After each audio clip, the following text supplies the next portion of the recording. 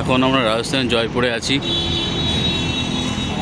এখন এখান থেকে আমরা খাটু সামজি যাব। তো এই রেস্টুরেন্টটায় আমরা এখন সকালবেলার ব্রেকফাস্টটা করলাম। এই গাড়িটায় আমরা এসেছি, এখান থেকে এই গাড়িটাতেই সব জায়গায় যাব আমরা। এটা রাজস্থানে জয়পুরের কাছে আছে।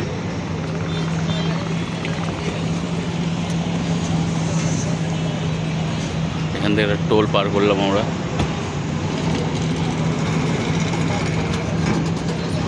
ন্যাশনাল হাইওয়ে 52 এটা।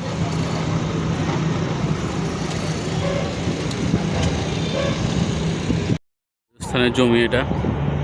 এইখানটায় জল সেচ দেওয়া হচ্ছে, দেখো কীভাবে দেওয়া হচ্ছে।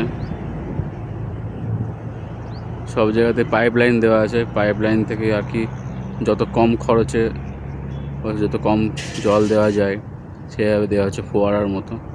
যেহেতু এখানে জলের খুব কমতি আছে,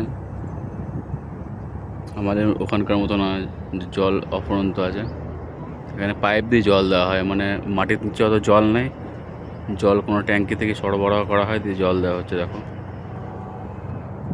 জুম করছি, দেখে নাও। দেখো এভাবে জল দেওয়া হচ্ছে জমিতে, তবে মানে চাষ করা হবে।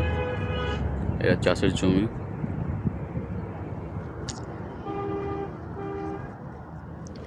যে ধাবাটা খেতে এসেছি সেই ধাবাটার পিছনে এই জমিটা।